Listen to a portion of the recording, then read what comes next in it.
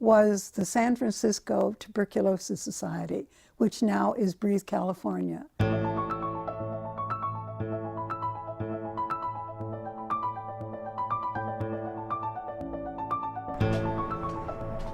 Okay, all right, Lila. The way I got involved with Breathe California was as a faculty member at the University of California at San Francisco. I was required to give lectures on tuberculosis because they had a faculty that taught different things of their specialties.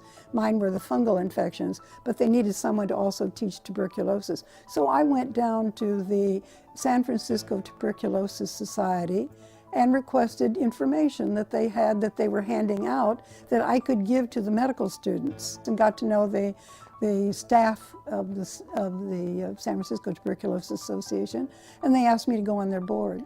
Carlyn spent over 20 years on the board and watched the Tuberculosis Society morph into Breathe California.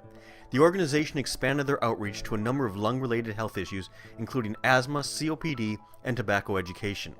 All along the way, Carlyn has supported the organization by donating her time and money. She clearly understands the long-term impact of helping fund their various programs. When one is giving money for lung disease, it may not show up right away that you're treating somebody and they're going to be well, but you may be controlling conditions that will prevent the infection from developing, or the disease, I should say, not infection, the disease from developing in many people. For instance, a smokestack with all the soot coming out.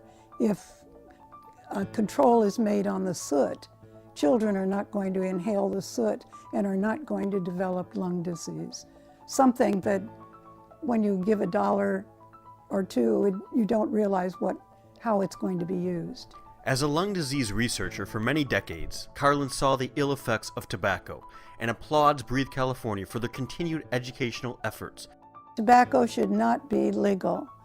It should be more controlled than alcohol is, because it's more dangerous than alcohol. Cigarettes are far more dangerous than alcohol. So one of the most important things we need to do is, in the Breathe California, is to make peer pressure non-smoking. So if we can find some way that people never take their first cigarette and certainly never take their second cigarette, why then we've done a good job. I'm from Breathe California, and we help people quit smoking, and we do a lot of work to make sure that people are not exposed to the dangers of secondhand smoke and smoking. One of the important things that Breathe California does has to do with educating young people, and this needs to be done in the middle school, the junior high school, the high school. Carlyn believes so strongly in the beneficial work Breathe California does in regards to air quality and lung health issues that she is leaving a legacy gift to the organization. I myself am leaving a large sum of my house and my worldly belongings to Breathe California, and I think a number of other people are doing that too. And I want to encourage as many people to do so. And from the standpoint of Breathe California, not only gives better lung health to your children and your grandchildren, but to everybody else's children, and helps in the long run to make the world a little better.